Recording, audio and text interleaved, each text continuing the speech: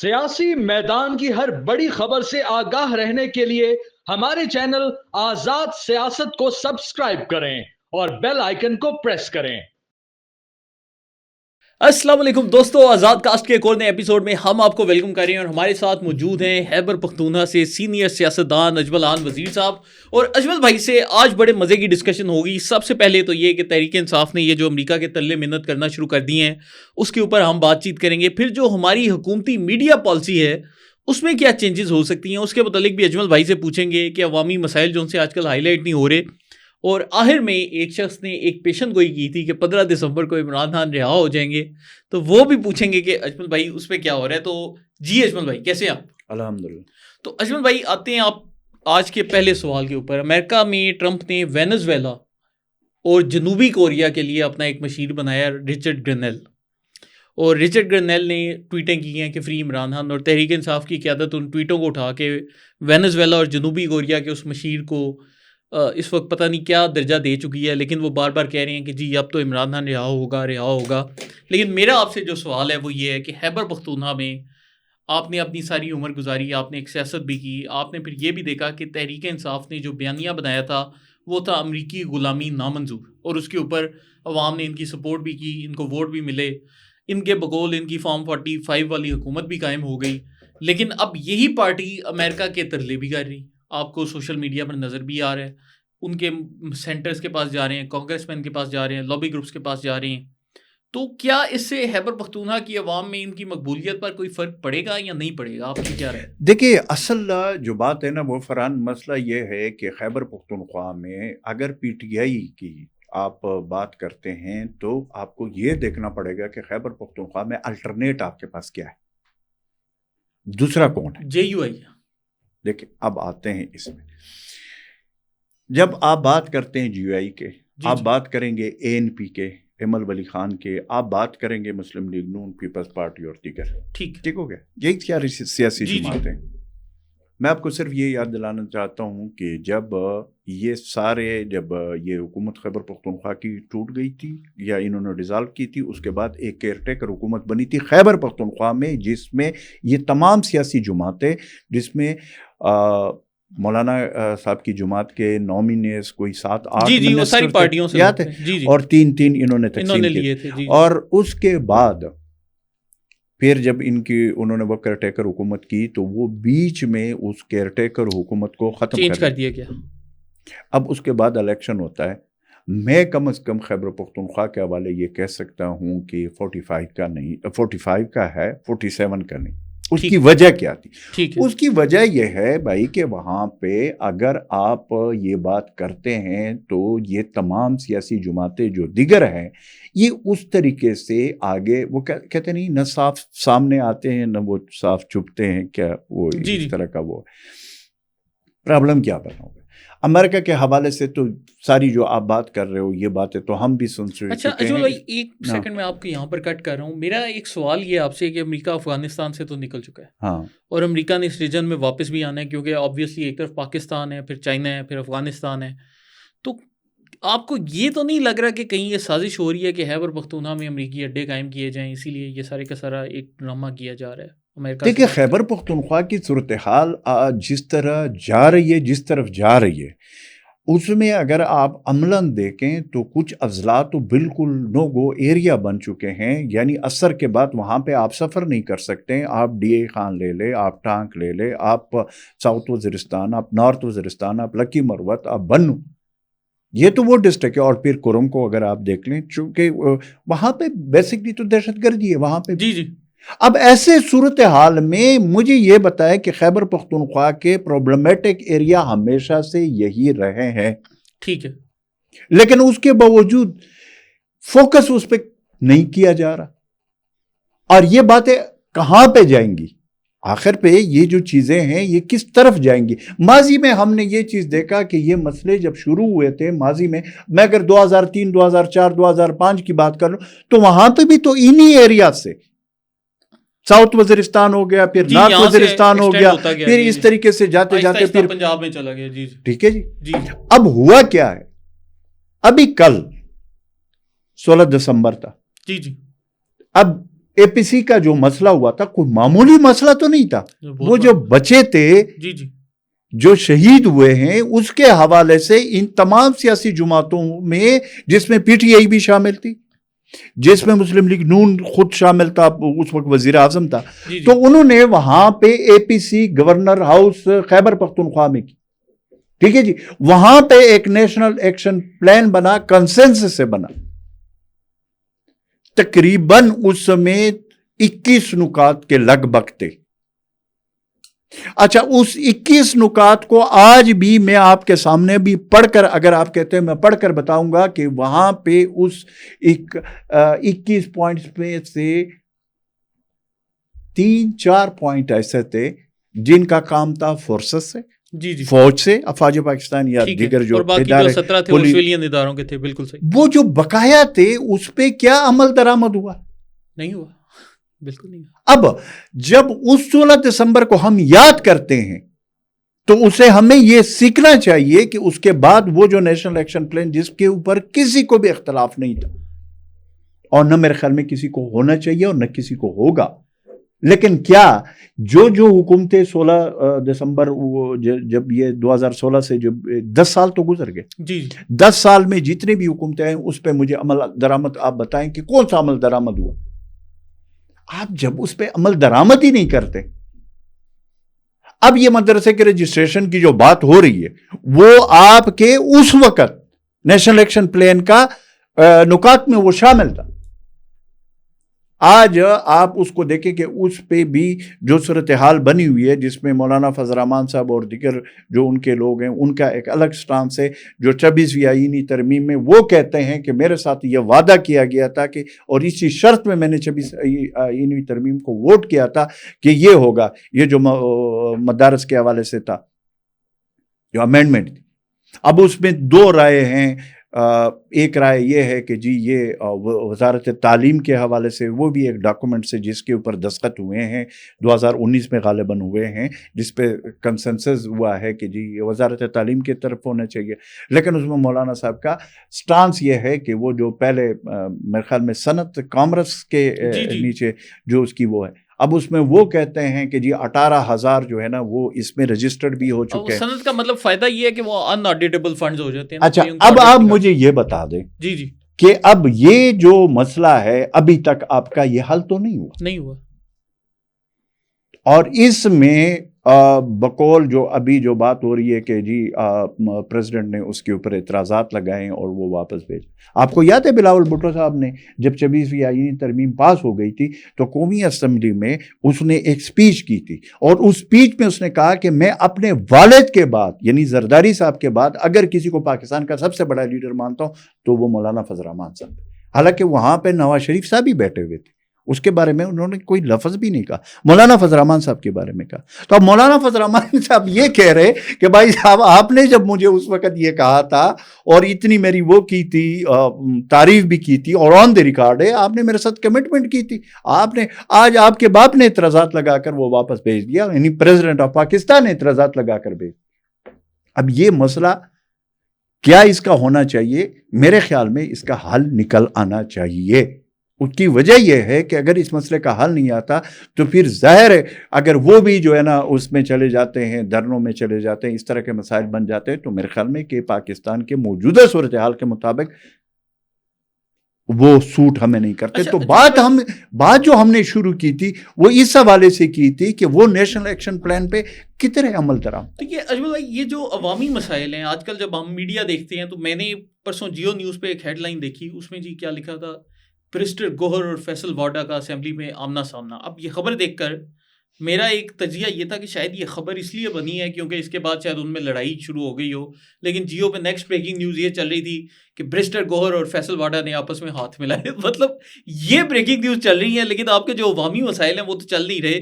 اس کی کیا وجہ ہے؟ ہمارا میڈیا کیوں نہیں اس پہ توجہ کر رہا؟ آپ کا میڈیا 200 لوگ کرم میں شہید ہو چکے ہیں اور 200 کے قریب لوگ زخمی ہو چکے ہیں, اس کا بریکنگ نیوز نہیں چلائیں گے. بریکنگ نیوز کس کا چلائیں گے؟ یہ جو آپ بات کر رہے ہیں. کہنے کا مقصد یہ ہے کہ ہم نے ملک کو کہاں پہ کھڑا کیا. آپ کی گورنمنٹ کی, فیڈرل گورنمنٹ کی کیا پالیسی ہے؟ آپ مجھے بتائیں آپ کی فیڈرل گورنمنٹ کی کوئی نیریٹو کاؤنٹر نیریٹو کوئی چیز ہے صحیح گراؤنڈ پہ؟ ہماری معیشت ہم بہتر کر رہے ہیں جی. دیکھیں معیشت کے حوالے سے جو وہ کریڈٹ لینا چاہتا ہے میں 1% بھی ان کو یہ کریڈٹ نہیں دینا چاہتا ہوں. وہ کریڈٹ جس کو جاتا ہے اس کو دو نا. اور وہ جو ایس ایف آئی سی اور وہ جو چیزیں بنی ہوئی ہیں اور جس میں آپ کے، میں آپ کو یہ بھی یہاں تک بھی کہہ دوں کہ آپ کے آرمی چیف بذات خود جاتے ہیں ان ملکوں میں اور وہاں پہ بات کرتے ہیں معیشت کے حوالے سے. آپ مجھے بتائیں. اور اس کے بعد پھر پرائم منسٹر صاحب کو کہا جاتا ہے کہ اب ہم گئے ہیں، یہ ہم نے کیا ہے، چلو فوٹو سیشن کے لیے آپ بھی چلے جائیں. تو پریکٹیکلی کام تو یہ نہیں کر رہے نا. اب ان کا کام یہ ہے کہ اگر کوئی مسئلہ ہے، مثلا میں ہمیشہ سے یہ کہتا ہوں کہ اس حکومت کی اور پھر اس کی جو کولیشن ہے یا جو بھی ہے پیپلز پارٹی کی حکومت کی، ان دونوں کی یہ پالیسی ہے. 2 صوبوں میں ان کی حکومت ہے، ایک صوبے میں ان کی حکومت ہے، نون والوں کی ہے، 2 میں پیپلز پارٹی والوں کے. فیڈرل میں یہاں پہ انہوں نے عہدے شہدے آپس میں تقسیم کیے ہوئے ہیں کہ یہ بڑا عہدہ آپ کے پاس، یہ اس کے پاس، یہ اس کے پاس، لیکن فیڈرل گورنمنٹ کے کیبنٹ میں وہ نہیں آئیں گے. اچھا اجمل بھائی، اس پہ ایک سوال اٹھتا ہے کہ حکومتی میڈیا پالیسی آپ نے دیکھ لی، اگر آپ فرض کیا حکومت کے وزیر ہوتے ہیں اور آپ کے سامنے یہ حالات ہوتے تو آپ کیسے ریئیکٹ کرتے ہیں ان کے مقابلے میں؟ آپ تو ویسے رہے بھی ہیں نا خیبر پختونخوا. دیکھیں میں آپ کو ایک بات بتا دوں. آپ نے یہ سوال کیا، خیبر پختونخوا میں وزیر رہوں انفارمیشن کا. ٹھیک ہے، آپ ریکارڈ پہ چیک کر لیں. جب کرونا آیا میرے پاس صرف ایک ذمہ داری نہیں تھی، یہ ٹرائبل ڈسٹرکٹ کا بھی میں انچارج وزیر تھا، یہ بھی ساتھ چل رہے تھے، جرگے بھی ہوتے تھے، وہ مسئلہ ہوتا تھا وہ بھی ہم کرتے تھے. ٹرائبل ڈسٹرکٹ میں وزیرستان میں بھی مسئلہ ہو تو میں خود جاتا تھا وہاں پہ حل کرتا تھا. اس طرح نہیں کہ کورم ڈسٹرکٹ میں یہ مسئلہ ہوا اور ابھی تک پریکٹیکلی اس طریقے سے ہوا ہی نہیں. اور یہ بھی نہیں کہ صرف جاتا تھا حاضری لگا کر واپس آتا تھا، مسئلے کو حل کرنے کی کوشش کرتا تھا اور وہ جو آگ لگی ہوئی تھی اس کے اوپر پانی ڈالنے کی کوشش کی اور الحمدللہ اس میں اللہ نے کامیابی دی. اسی طرح کرونا کا جو دور آیا یا جو وقت آیا تو وہاں پہ اس وقت تو لوگوں کو جان کے لالے پڑے ہوئے تھے. اور میں ہاسپٹل میں جا کر ایز اے انفارمیشن منسٹر میں ہاسپٹل میں جاتا تھا، میں دکاندار کے پاس جاتا تھا، میں پشاور میں اور ٹرائبل ڈسٹرکٹ میں، وہاں پہ آپ اس وقت کی چیزیں پڑی ہوئی ہے. میں ڈیلی کے حساب سے پریس کانفرنس کرتا تھا اور ہر ایشو پہ کرتا تھا. کہیں پہ آٹے کا مسئلہ بحران پیدا ہو رہا تھا تو اس پہ بھی میری پہلے سے میں اس کے لیے ہوم ورک کرتا تھا. میڈیا پالیسی پہ ذخیرہ اندوزی پہ میں کرتا تھا، لا اینڈ آرڈر پہ میں کرتا تھا. حالانکہ یہ میری رسپانسبلٹیز میں نہیں تھے، لیکن جب حالات ایسے ہو جاتے ہیں کہ جب ایمرجنسی یا کوئی ایسی صورتحال ہوتی ہے اس میں پھر آپ کو فرنٹ فٹ پہ آنا پڑتا ہے. تو یہ اجمل بھائی حکومتی میڈیا پالیسی میں آپ کو کیا غلطیاں نظر آ رہی ہیں؟ حکومت کی میڈیا پالیسی سرے سے ہے نہیں. گڈ کو بٹ کا جی یہ والا انہوں نے رکھا ہوا ہے. جو ان کے پرانے 90s کے دور سے یہ سیاسی جماعتیں جو اس وقت فیڈرل حکومت میں برسر اقتدار ہیں یا ان صوبے میں یہ جو سندھ بلوچستان میں، یہ 90s کے دور سے فرحان ورک باہر نہیں نکل رہے. ان کی سوچ بھی وہی ہے. روایتی سیاست، روایتی میڈیا کو یہ ڈیل کرنے کی کوشش کرتے ہیں اور ان کو یہ نہیں سمجھ رہے ہیں کہ بھائی صاحب یہ امریکہ میں ٹرمپ جو ابھی جو الیکشن ہوا ہے اس کا سب سے بڑا ثبوت یہ ہے کہ دنیا تبدیل ہو چکی ہے. امریکہ میں اگر روایتی میڈیا اور روایتی سیاست کو دفن کر دیا تو پاکستان کے اثرات تو اس پہ زیادہ ہے. ٹک ٹاک پہ آج 6.5 کروڑ لوگ آپ کے پاکستانی ٹک ٹاک استعمال کر رہے ہیں. اسی طریقے سے دوسرے پلیٹ فارم کو آپ دیکھ لیں. بھائی آپ نے ٹک ٹاک کا ذکر کیا تو یہ ذرا کلپ سنیں نا. 15 دسمبر سے پہلے عمران خان صاحب کو رہا کر دیا جائے گا، جیسی گارنٹی چاہیے آپ لے لیں. لیکن عمران خان صاحب کو خیبر پختونخوا بھجوایا جائے گا، وہ جہاں جائیں گے وہیں پہ رہیں گے.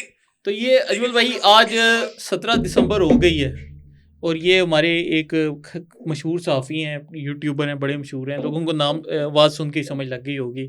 تو یہ جو ٹک ٹاک پہ اس طرح کا کنٹینٹ چل رہا ہے، اس کے اوپر آپ کو کیا لگتا ہے حکومت کیا پالیسی بنائے گی؟ یہ لوگ ہر دفعہ جھوٹے بن جاتے ہیں پھر بھی عوام جو ان سے متنفر نہیں ہوتی، تو کیا اس کا کیا؟ پہلی بات تو یہ ہے کہ جو آپ نے سنایا اس طریقے کی اور چیزیں بھی ہوتی ہے، لیکن بات یہ ہے کہ یہ ایک نیریٹو دے رہا ہے اور اس کا ایک اس نے ایک رکھا ہوا ہے نا کہ میں جو اس کا بڑا کلیئر کٹ سٹانس ہے. جی جی ہے نا, بالکل ہے. وہ اپنی چیزوں میں بڑا کلیئر ہے.